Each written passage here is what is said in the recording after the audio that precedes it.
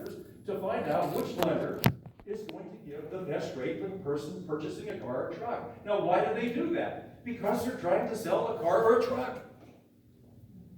And they don't care about the color of anybody's skin or where they worship or the shape of their eye. But what they do care about is, are they getting the most competitive number that they can get in order to facilitate the sale of an automobile or a truck? It's just that simple.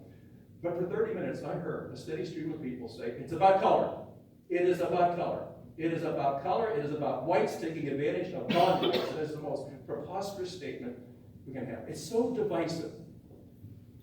And in Miss Waters' case, Miss Waters starts off every day with about impeaching 45. That's just her call. And I'll tell you what, it works very well for her. It just does, because that's her shtick, I guess, or that's her moniker. She likes using that. It's not good for the country. And I think for any of us, if we were to look, that since January 20th of 2017 until now, and by every measurable means, America is doing much better than it was before. It just is. And when it comes to unemployment figures, the lowest unemployment figures ever for African Americans right now. Lowest unemployment figures ever. For Hispanics, the lowest unemployment figures ever. Never before, since we've been taking track of employment, have we had this low of unemployment for those folks. And for women, it's the highest in almost 2 decades. Our wages are rising. We've created over 3 million jobs. When I say we, I am not talking about me. I am talking about the true we, and that's the American people. And the American economy is soaring now. We're becoming much stronger. We become more in the world. We're more recognized, I think, and now we're looked at the way we used to be looked at, as a force to be reckoned with, as opposed to a force to be played with. And somebody said the other day, I was up in Erie, Timmy and I were together, in fact, but a reporter came up and said, well, what do you think about this thing with Trump? You know, he tried to pull this deal off with North Korea, and it looks like it's blowing up in his face. And I said, I don't think it's blowing up in the president's face at all. The president was very clear. If we don't have complete denuclearization, there's no reason to sit down. He set the parameters of what that meeting had to look like. And people say, yeah, but Kim Jong-un was just playing him. I said, he may have thought in the beginning he was playing him, but I think now he realized he is not playing this president, he is not playing this country. In that part of the world, it is so unstable right now. And we do get a chance to talk to people in Japan, we get a chance to talk to people in China, because they're all in Washington, D.C., and they all come to see us at one time or another to talk about something that's happening. And they say, well, no, what, this is going to take place, or that's going to take place. We want to just let you know our feelings on it. And I will just tell you this. I'm still a car dealer, you know that. In addition to Chevrolet and Cadillac, which we've had since 1957, Chevy since 53, Chevy and Cadillac since 57. I bought the business from my father in the late 90s. I added Hyundai in 91. I added Kia in 93. Now, when I added Hyundai, can I tell you something? My father's a World War II guy, right? no, listen, you guys laugh. You laugh, right? So he came to me and said, hey, now I bought the business from him. He did give it to me. The reason he couldn't give it to me is I have 2 brothers and we all worked at the same business. My dad called us in one day. He said, I kind of feel like Solomon. I've got 3 sons, I've got 1 business. So it's up to you guys. You're going to have to determine. Now, I'm not going to give you the business, because your mother and I worked very hard to set it up. Here's the one thing I know. If I give it to you, it won't have the same meaning to you as if you have to go out and borrow the money and make payments on it, and you have to worry about making that payment every month, as opposed to somebody just gives you something. And people that give you things, yes, it's nice when you first get it, but unless you've really worked hard for it, maybe it doesn't have that same feeling that it needs to have. So he started, my younger brother said, all right, Bob, you want to buy this? He goes, not me. I'm just getting ready to pay off my house. I don't want to have another mortgage. I'm not borrowing money from anybody. And he said, okay, fine, that's fine. And he said to my brother, he said, what do you want to do? He goes, Dad, I love the business, but you know what? I'm tired of shoveling snow and plowing snow. What I'd like to do is to get a dealership somewhere in the south or the southwest where it's going to be easier on me. And he said to me, how about you? I said, how much do you want for it? And he said, okay, fine. So we arrived at a price, the Ford was sitting there. And when he finished doing that, here's what he said. He goes, now, let me tell you something. Upon my death, what Mike just paid me for the garage gets split between you 2. Mike does not get anything. He got the opportunity to get the business, but I don't want anybody walking out of here going home and telling somebody, I got a raw deal. He said, everything that your brother just paid me, is split between you two. So everybody wins in the end, but Mike's the guy that's got to work his way through the next mortgage. I thought that was a brilliant way to do it, and isn't that what we've done our whole lives? We try to get something set up that we can pass on to somebody else, but it has to have some value. If it has no value, you won't fight for it as hard as you need to fight for it. You won't put it up what you have to put up with, and you'll say, if it's too easy, it's like, well, it must be worth that much. So where we are today, I think as a country and as a nation, especially yesterday, we're thinking about it, and Ginny and I we were together because of the parade here, we were all together. Memorial Day is one of those remarkable days. It's not a celebration of summer. It's not the beginning of summer or the day that the pools open. It's actually the day that we stop and we think about those 1.4 million lives that were sacrificed and people willingly stepped forward to make sure that we could still enjoy this wonderful experiment that we have. And it's, by the way, it's not a pure democracy. We know that. Pure democracy, only the largest numbers rule. In a representative republic, everybody gets heard, and that's what we are. We are a representative republic. Form of a democracy, but it's all, everybody has a voice. So I just thought yesterday really meant a lot. Tim and I were up in Erie in the afternoon, and they had a wonderful service there over in Lawrence Park. And at that point, it was all about remembering those men and women in uniform that couldn't be with us to celebrate the day or to remember the day because they had given their lives to get there. So I think we look at who we are, and we know who we are.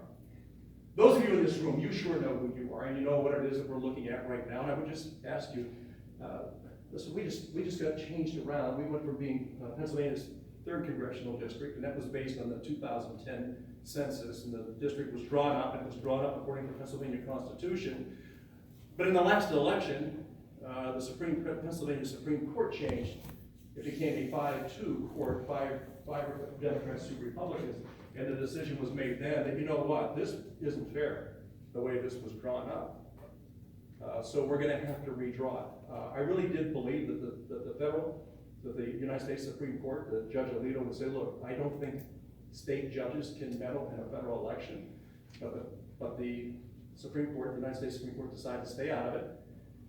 They turned it over to Pennsylvania. Pennsylvania had 3 options. Number 1, we could redraw the districts ourselves. Now, keep in mind, the districts that we served in were all done after the last census, agreed upon in a bipartisan way by the legislation, signed into law by the governor. So it was all done according to the Constitution. It's hard for me to understand that how a 5-2 court could decide after we're 8 years into this that all of a sudden it's no longer fair. So it went through a couple different scenarios. The legislature drew up a new district. The judges said, no, not fair. They had another group that drew up another set of districts. No, not fair. The judges decided on their own to redraw the districts to make them more fair. So who knows what fair is? And if you try to define it, I guess fair is whatever I consider for myself to be fair. And if anybody else comes up with something, not quite the same way. So we are redistricted. We still maintain this area, which is phenomenal. I mean, I can't be happier about that. Butler County, where I live, though, has been divided up between myself, G.T. Thompson, and then Keith Rothfuss. So if you live 1 mile outside of Butler, in East Butler, your congressman now resides in State College. Now, how that's more fair, I don't get it. Keith Rothfuss now has come up into the Crab area, so down in that southwestern part of Butler County, that's been carved out. I think, Timmy, what do we have? We still have about 40% of the county, right? A little bit more than that. Yeah. So we still have a position here, but not the position we had before. We do gain over to the southwest. We do gain area in there, and as Tom pointed out, we do have now all of Erie. Although I will say this about Erie: if you want to have all of Erie, the one part that you want to also have is the eastern part, because that's the red area.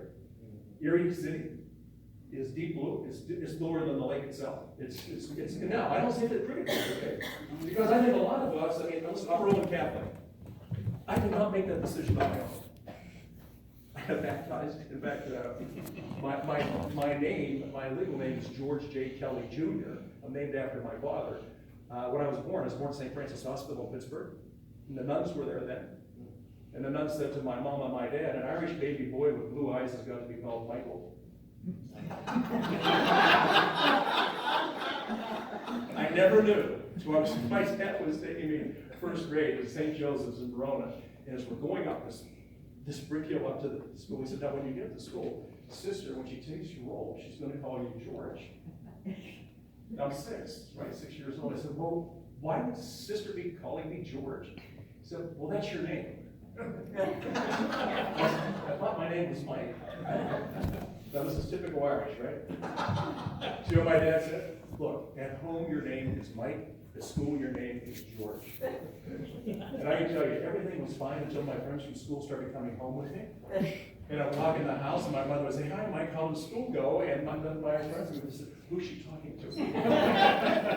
George, who is she talking to? She's talking to me. I say, but your name's George. I said, well, my name at school is George, but my name at home is Mike. So it was like, okay. Now that was never a problem either until I ran for office, because I was on the ballot as Mike Kelly. And some friends who I guess didn't want me to be on the ballot said, he can't be on the ballot as Mike Kelly. He has to be on the ballot as George Kelly. So we had to go and go through a process in order for that to be allowed to stay on the ballot as Mike Kelly, because they wanted to shift it to George. Now, most of my friends back here know he's Mike. So if you see how George Kelly came by, they go, oh, that's nice. What's George do? Well, George is our congressman. No, Mike Kelly's our congressman. So anyways, it's the Mike is what sits. So listen, you all know what's going on in the country today. And more importantly than what's going on in the country, because the country describes us who we are geographically, right? We're the country, United States of America. But what's more important is who we are as a nation. Because the nation talks directly to who we are as a people.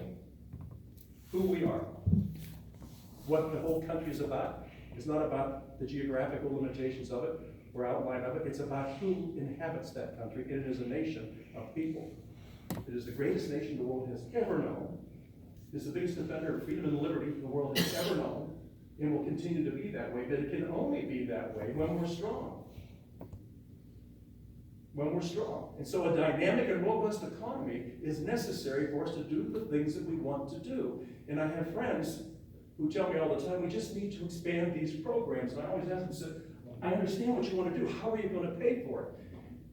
And they said, well, what do you mean, how are you going to pay for it? There's a lot of rich people that aren't paying their fair share. They need to start paying more taxes. And you say, well, okay, but if they're already paying the lion's share of the taxes, how much more do they need to pay? It is always just a little bit more.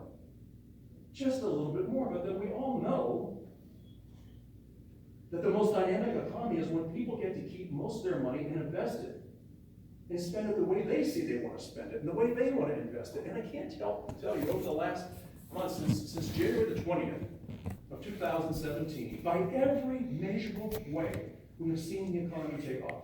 Do you remember we used to be told, look, America is exceptional only if you consider it the way other countries consider themselves exceptional. But if you put it in a different light and say, why is America exceptional? Because we're the first responders. We're the first responders. Anytime anything goes wrong in the world, we're the first people there. It's always America. We're there with help for people if they need medical needs. We're there with help for people if they need food and water. We're there with people when we build. We're always the first ones there. We just are. That's who we are, because we have very giving hearts. But, although your heart may be willing, if your wallet's weak, you cannot help anybody. How many times in your life have you wanted to participate? How you wanted to give something, but you just didn't have anything to give. You were out of gas. So only through a dynamic and robust economy can we get to where we need to get. Can we strengthen ourselves militarily? Can we be the country that other people look to and they say, if things go wrong, if we get in trouble, you're our friends. Are you going to be there for us? In the previous administration said, yes, we have a new concept. We are going to lead from behind. I have absolutely no idea what that means. And I don't say that to be funny. I mean, did anybody in the world say you're going to lead from behind? What's that mean? Well, it means that we'll be behind you, whatever it is, as opposed to, listen, we're going to be there. When you need us to be there, at the front lines, and willing to jump in right now, and not later. So that's just who we've been. That's who we are. I mean, I'm the product of a mother and father who had made it through the Great Depression, made it through World War II. My dad came back home. He used to be a parts picker before the war. He came back from the war. His boss, Mr. Murphy, when he left to go out to the war, he said to my dad, well, listen, good luck. If you survive, come back and we'll have a job for you. And my dad came back. He made it through. And he really wanted to leave the factory warehouse and actually go out on the road for Chevrolet, and there were no opportunities at that time. He did get a chance to come back. My dad when it comes to Kellys. My dad was the first Kelly to ever wear a white shirt to work. Now, some people today, especially in China, say, what does that mean? And he's exactly said, they're called blue-collar workers for a reason. All the Kellys are either in the coal mines, or in the railroads, or did something with their hands. They just did, and there's no shame in that. But my dad was the first Kelly to ever wear a white shirt. My cousin Danny, who's about 8 years younger than me, was the first Kelly to ever graduate from college. Nobody had ever had that opportunity before. My cousin Dan did, became a teacher. And so we all have those same stories. You know, we can use different last names, but it's all the same people, isn't it? It's all the same people. It's the same moms and dads, grandmas and grandpas, aunts and uncles. And so I just think we're so blessed. I think sometimes we need to stop and think. Yesterday was a good time to stop and think about the sacrifices that were made. And as we stand there watching people, I like to go back and ask people, go back in your mind and think about this. Some of these people were on the front porch of their house, getting ready to go to a train station or a bus station or an airport to jump on some mode of transportation to go off to war.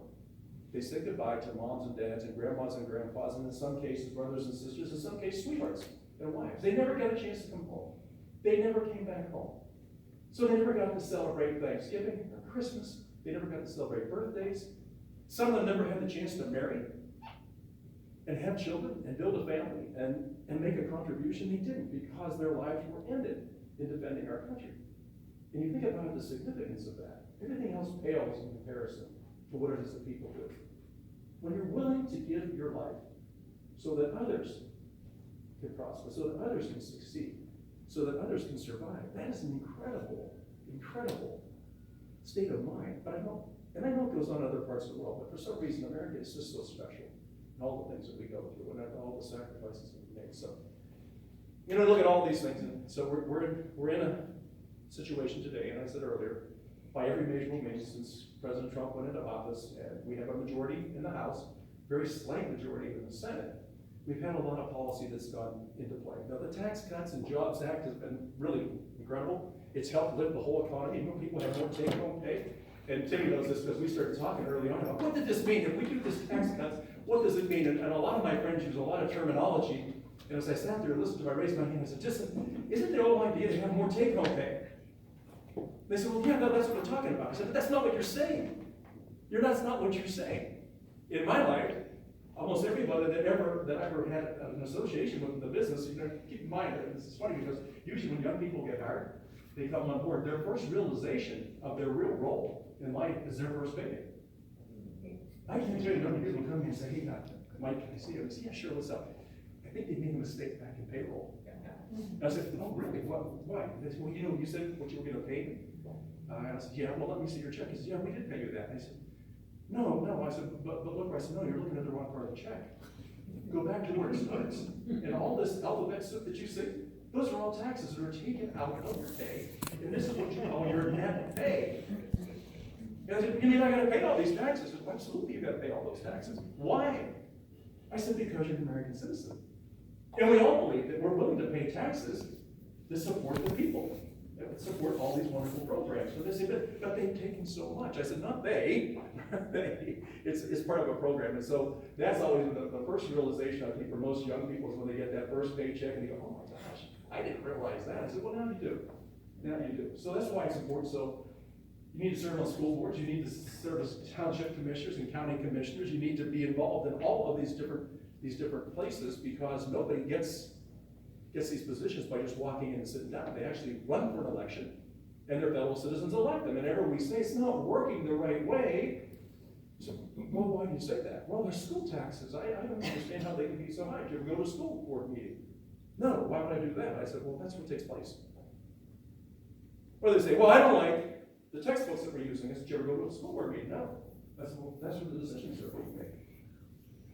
The curriculum, no. So people, please get engaged, get fully engaged, and just you don't have to give your whole life to it, but you have to give a couple hours a month to pay attention to it. So I think when we get to that, when we start moving forward, we understand it. But listen, with you all here today, and Matt does such a great job. You all do such a great job of paying attention.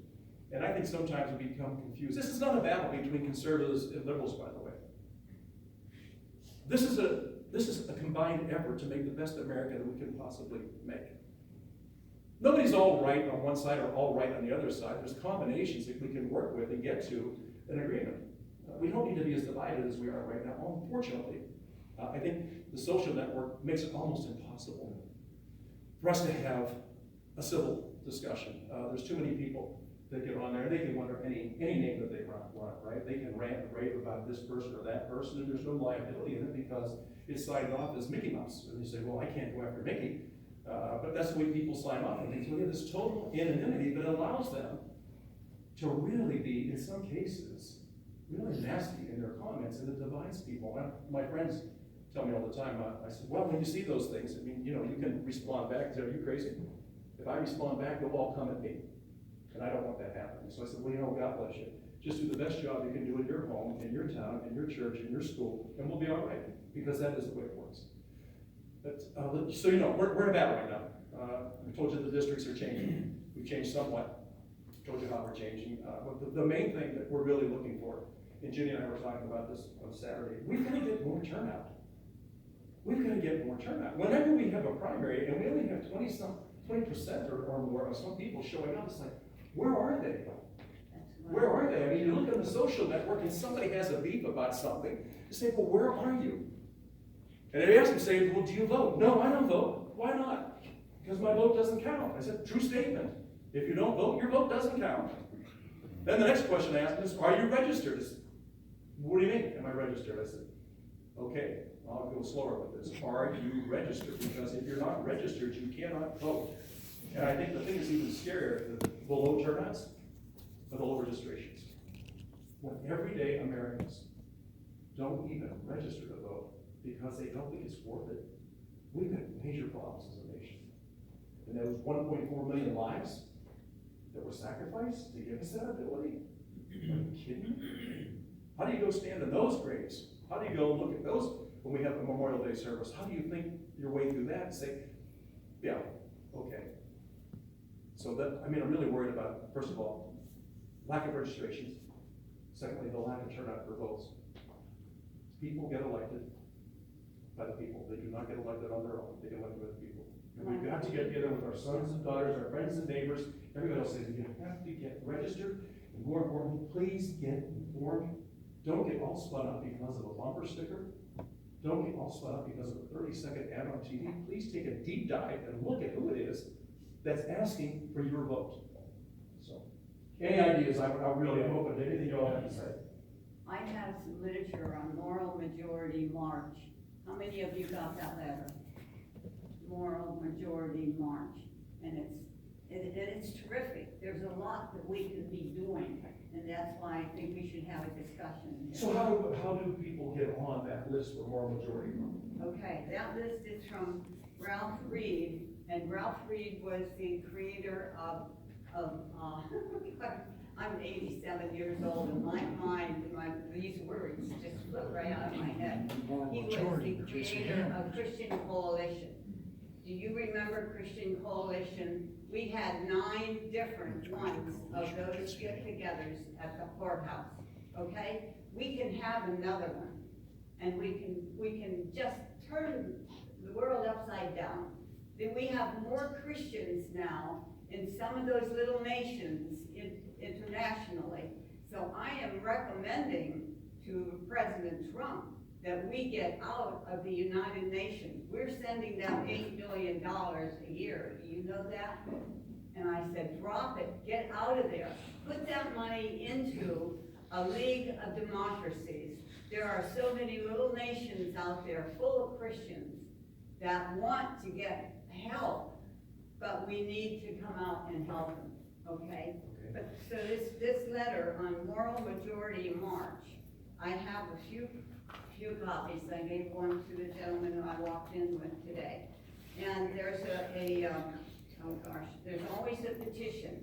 And when I get a petition or a survey, I fill it out and I give them my opinion. I'm 87 years old. I was born in 31. My brother was in the war, and he's still living. And he's still living. And he saw action at the Atlantic when they went into the Europe. And then his ship had to go to the Pacific. It was bombed. He didn't think he was gonna get home, but anyway, I'm not gonna talk about my life. I wanna talk about what we can do as a group. We've got to get in the paper. I didn't even know we had an, AMAR group here.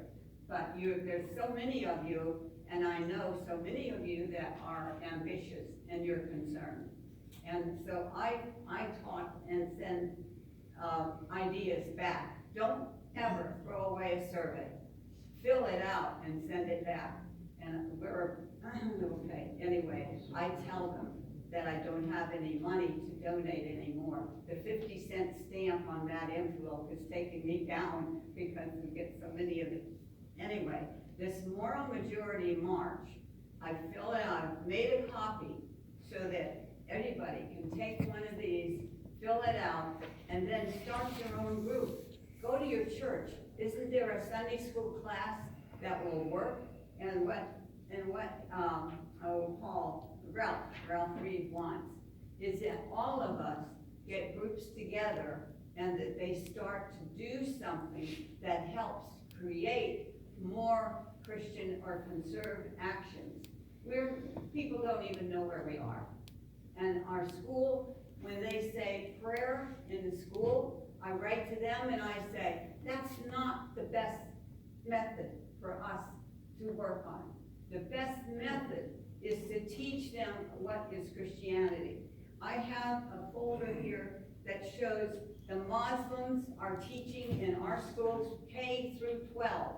And when those kids graduate, they can quote all of the requirements of the Muslim religion. We have 130 mosques in Pennsylvania only.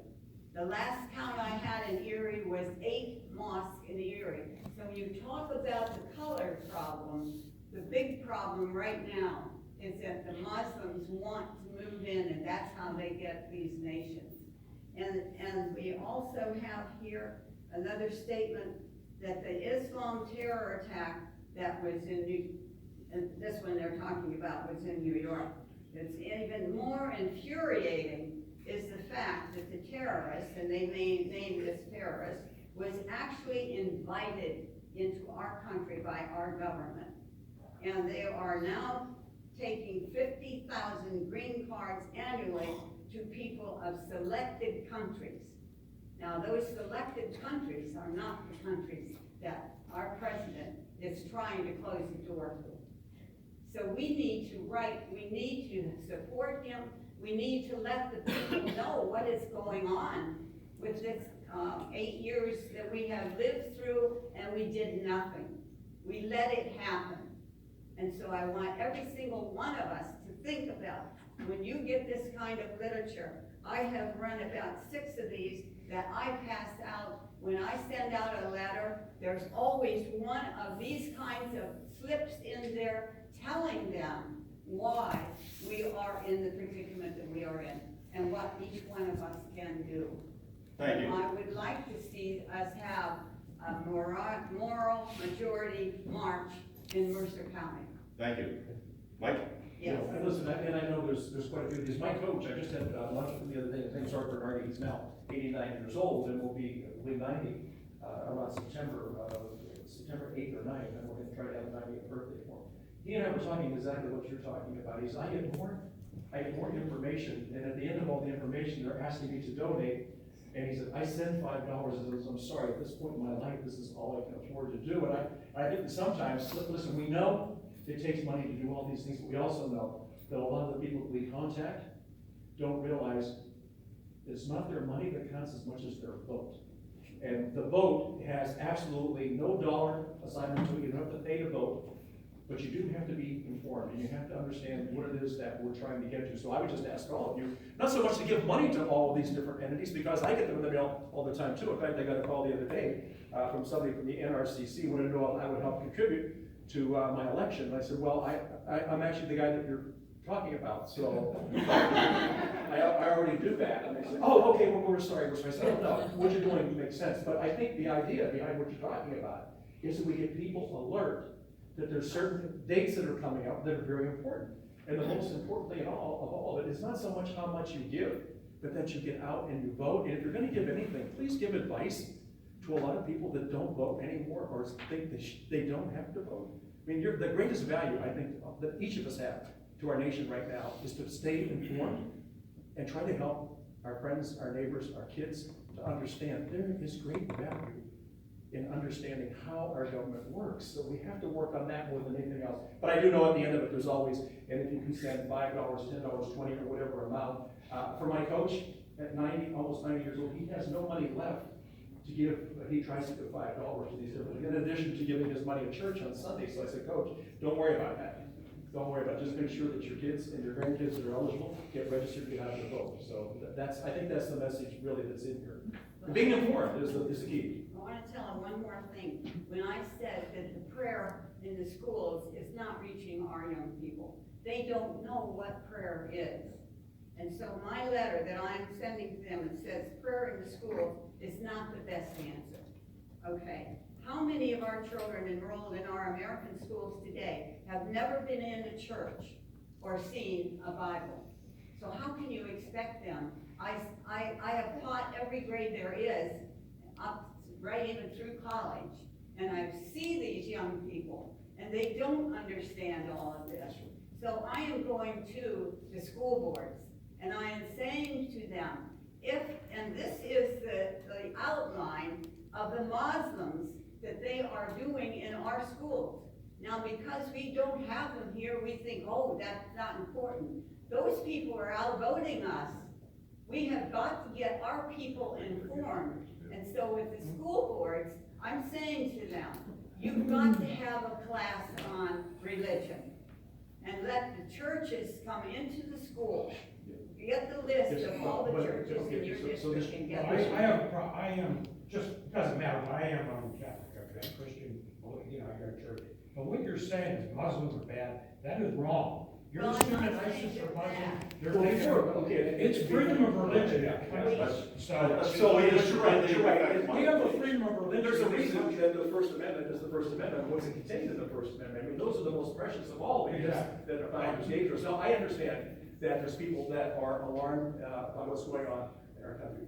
I can tell you that most of us learned We have to have about our values and our morality through moms and dads, grandmas and grandpas, aunts and uncles. That's how we learn. We learn at a family level. But I will say this. There's one thing that forewarned, about how it goes on. I'm trying to remember those. Foretold is forewarned.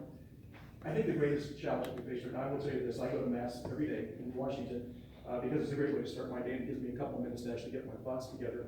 When I go to Mass on Sunday, I go to the 8 o'clock Mass because we have a pretty full day. Timmy knows how that works. But what I have seen, and I think that we have to concentrate on, when I'm the youngest guy in church, there's a problem. We have to get more of our young people engaged again. All my kids were raised Roman Catholic. One never misses Mass, that's my daughter. She takes her 2 little ones with her. My son Mike has 5 children and they're at Mass. My son Brendan says, well, you know what, I work 6 days a week and sometimes it's hard for me to get to Mass. I said, so are you telling me that 1 hour, that 1 hour a week, you can't find time to squeeze it in, but actually listen to what the priest, the minister, the rabbi, whatever it is that they're saying, because they're bringing a message to us that we need to hear. Listen, I have friends that are Muslim, and they are very devout. They believe what they believe. Not everybody came here to divide us, but in some cases, again, that you have to pay attention to who's out there, and I think we can do that. But there's a lot to be said for the First Amendment, and all it is. We do have a country that really wants all. We're very welcoming to people. But then again, you have to be careful sometimes. Not everybody that comes is coming to help build America. In some cases, they're looking the other way. But I don't want to judge people that way. Let's live with them. Somebody else said, yes, ma'am. I think that many of us are getting very disillusioned with Congress because we sort of expected the Republicans to start decreasing the federal deficit and instead Yes. are increasing it. And one of the examples I read about that was very disillusioning is that Betsy DeVos had requested that her budget for the Department of Education be decreased and Congress increased it. Yeah. You know, there's a lot that Congress is doing, it just doesn't make much sense to those of us who are John Yeah. Well, certainly as we accelerate and get more and more in debt. One of the things that I found interesting is that from 2008 until 2017, we had added in the first years of President Obama's, we added almost $9 trillion worth of debt. And now, when I sit in Congress and listen, the people that all voted for all that debt are now saying, well, you Republicans are trying to raise our debt. What I think we look at is, we're spending money. You have to spend money to make money, but we're spending money that there's a positive rate on return. That makes sense to me. I would just say, I didn't vote for the last omnibus because I got a 2,000-page group of papers, 8 o'clock the night before I was supposed to vote for it. Timmy knows this because we go through this stuff. Now, we divide all this up among the staff. Now, when I say the staff, keep in mind, we have 15 people.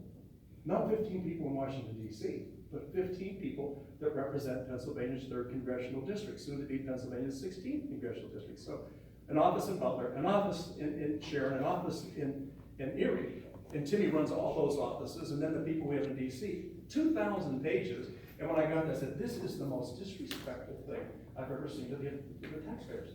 I cannot possibly vote for this.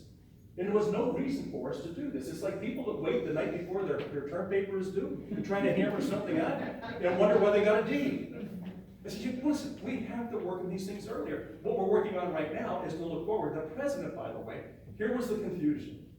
General Mattis, as you know, made an impassioned plea that make sure that we increase the wages of our men and women in the military and increase our funding for our Defense Department because it's been so underfunded for so many years because of sequestration. We're trying to get caught up with that because we're asking our sons and daughters to go out and defend us, and sometimes not trained to the level they should be trained in and not having the equipment that they should have. In fact, 80% of the losses we have militarily now, you know, they're lost in training, not in combat. So what kind of a message is that to send to our sons and daughters? That we're not willing to keep all this equipment up to date and put you in the best possible situation to survive because you're protecting us. It was so underfunded. That's one of the reasons, although the president was very adamant.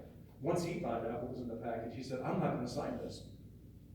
At the end, General Mattis convinced him to sign it down, and he said very clearly, if another piece of legislation like this comes up again before me, I will not sign it. Why? Because our military is funded now. We're making those investments. But a lot of these programs, you're right.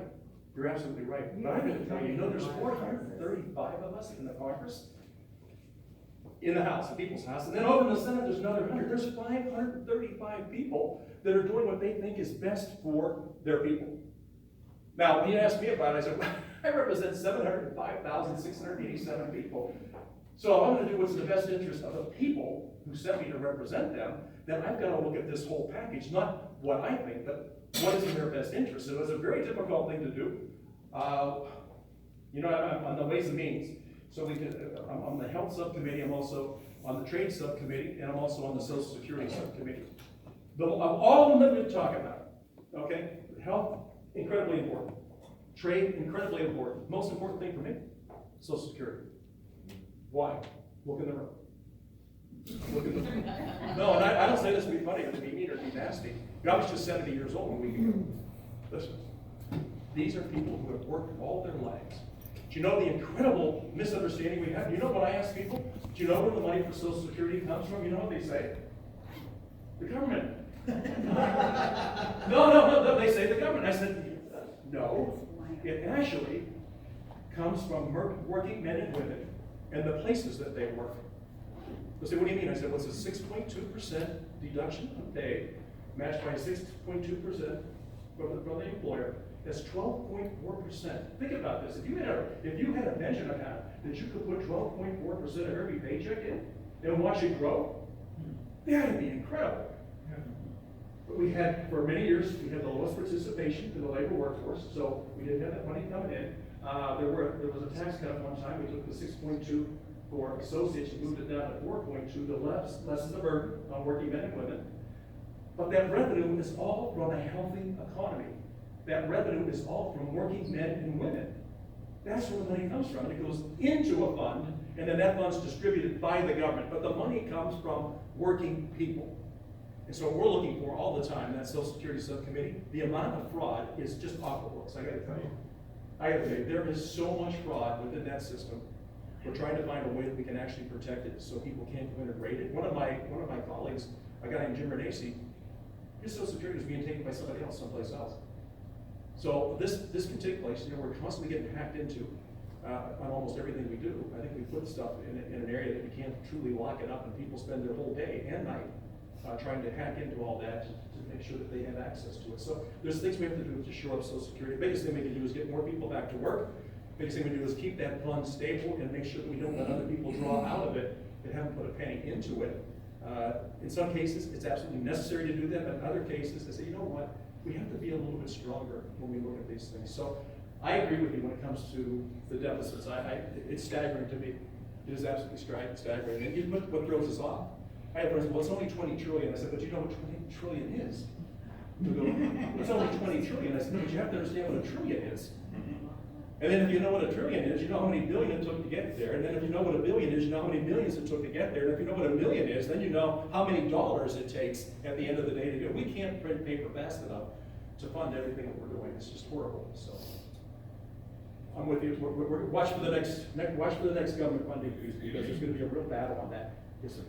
Mike, there's an article in today's Sharon Herald about the leftover monies that's programmed that the president is trying to get back. In rescission, yes.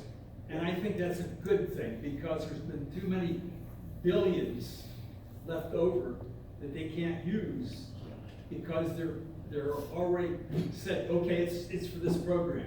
The program's done, but the money's still there. Right.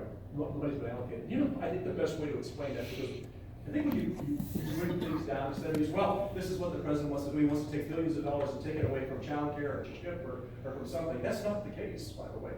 We're funding at a higher level than we ever have. Here's what that is. And just forgive me for a minute, because I'm going to relate it to what I do. You save money to buy a car or a truck. And you save money for 3 or 4 years to get that together to buy the car or the truck. You go in and you buy the car or the truck, and you find out that you don't need to, it didn't take all the money you had saved, or that you had allocated for it. You actually bought it for much less than you had set aside for it. So you don't leave that money in a checking account that you're never going to draw down to, because that was the transportation account. But you leave that money, let's take that money out of there and put it in debt reduction. Let's do something, let's pay down our mortgage, let's use something else for it.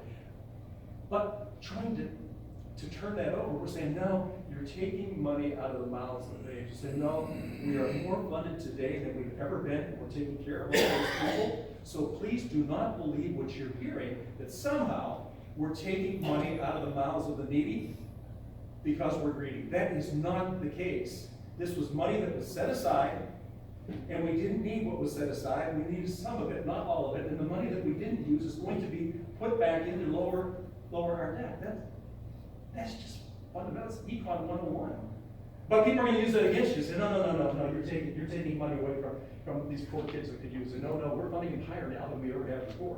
What disturbs me is that we have more people in poverty today in the United States than we had back when LBJ started the war on poverty. It's incredible that in all of those years, and I can't tell you the trillions of dollars that have been allocated, do you know that we have more people in poverty today than when we started the war on poverty? In 60-some years, with all the investment, we have more people in poverty today in the United States of America than we had when LBJ started the program. So what did our taxpayer money go for? So yeah, it went for programs, but were the programs a handout? Did we actually help people to get to some sustainability in life? Did we take them from welfare to work? Did we educate them for the jobs that are out there, not the jobs that used to be there? I mean, the key to getting out of poverty is getting a job and being able to move ahead and take care of your wife and your kids and be a meaningful part of your community. That's what we need to do. So those welfare to work, that idea is great. When it comes to rescission, what we're trying to do is take unused money that's still on the shelf and use it, deploy it to where it could do the most effect for the American people. It's not to take money away from anybody who needs it. We're funding those programs at a greater level than we ever have. So we're not cutting any of those programs. But thanks for bringing it up. And people ask me about it. I say, no, just keep in mind, if you were saving money for something, maybe it was something altogether different. Maybe it was something altogether different. Do you sit down one-on-one with Trump at all? Yeah, I do. Yeah. Well, when I say one-on-one, You tell me your opinion about stuff, but what you're saying is right on. you know what? I've never given my opinion. He asks for it all the time. The last time I was with him was a setting like this. Now, please, understand, the president does not call me up at the end of the day, so he might come your day. Well, I said it'd be funny, because I don't think you get along with the president. I said, you know what? He's got 435 in the House, he's got 100 in the Senate. Just like all of us, we see friends that we know. And when we see them, and I say, oh, no, I know where I've been before. He recognizes people, but I was in a setting like this. There must have been 30 Congress people at the table. And you know what it was about? It was about steel tariffs and aluminum tariffs. And these people had come in from all around the country, right? And we're all sitting there. And so I'm sitting, picture the table about twice this big, and I was sitting at this end. And so he's talking to people, and he goes, Chrissy, so tell me what's going on in the Dakotas. Well, Mr. President, this is what we're worried about. He said, okay, good point. Wilbur, are you getting this? Because Wilbur Ross is in the room. Okay, and Ambassador Lighthizer is in the room. He's saying, hey, get out your notebooks, unless your memories are that good. Write down what these people are saying. This is incredible. This is the President of the United States talking to his cabinet. And they're, oh yeah, we're on, Mr. President. Right. And he says, okay. He's going here. He says, well, tell me what's going on down in Georgia. Okay, what's going on in Florida? And in the middle of all this, after about 20 people, he goes, Mike, where are you? And I said, down here, Mr. President. He said, car guy. Yes, sir, I'm an automobile guy. He goes, you'll get this. I said, yes, sir. What's it about? He goes, well, the Saudi prince called me the other day. And he gets on the phone and he says, oh, this nice talk, Mr. President, how's it going? Mr. President, this, Mr. President, that. And he said, and I said to him, no, wait, stop the music. He goes, what's up, Mr. President? He said, you owe me $4 billion. The Saudi prince goes, I owe you $4 billion. He goes, well, not me. You owe the American people $4 billion. And I need a check from you today. And he said, the phone goes silent on herself. Mr. President, I can't possibly write you a check for $4 billion. He said, you know, our sons and daughters are over there using our equipment that our taxpayers paid for. And you guys aren't paying your fair share. He goes, well, I'm sorry, Mr. President, we just can't do it. He goes, okay, that's fine. He goes, oh, okay, it's fine. He says, yeah, I'm bringing them all home. He said, well, what do you mean? He said, I'm bringing them home.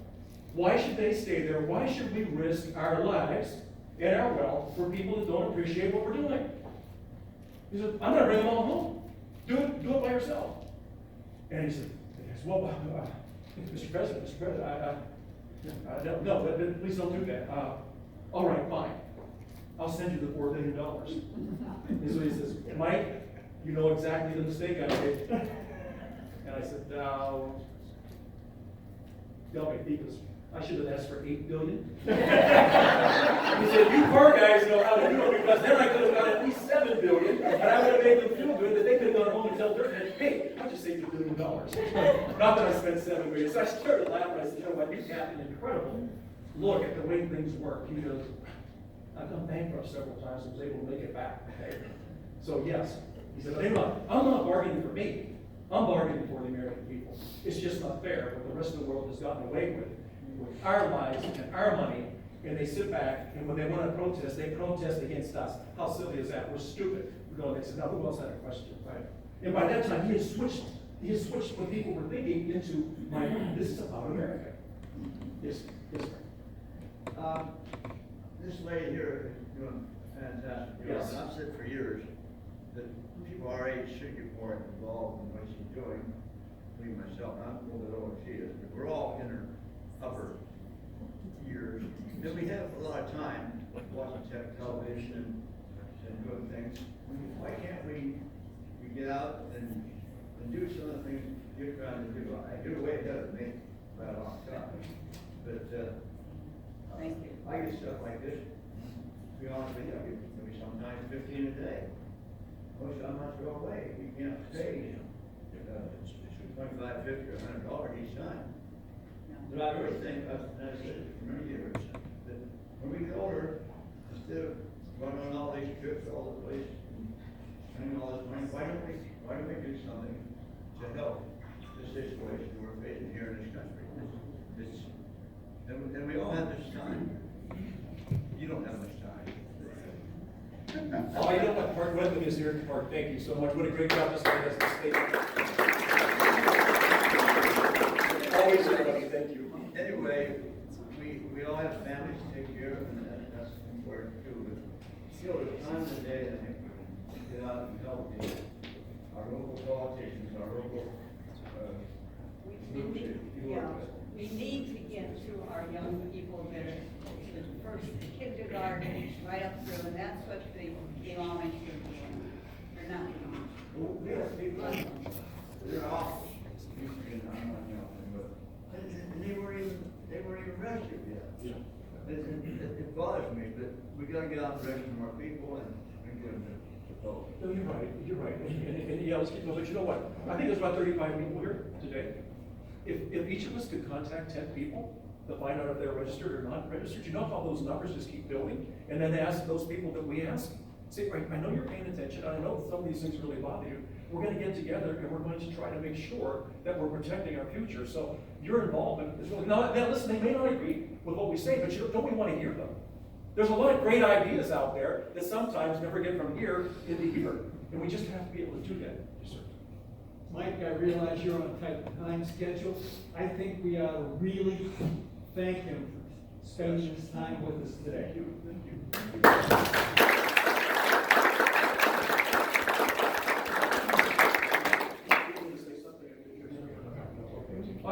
First of all, I want to thank you. But I'm not going to leave. I still want to hear what you have to say. But we do have very limited time. It's only because there's only 24 hours in a day. And I've told people, and some of you have been the same way since I got married November 10th, 1973. My schedule's changed dramatically then.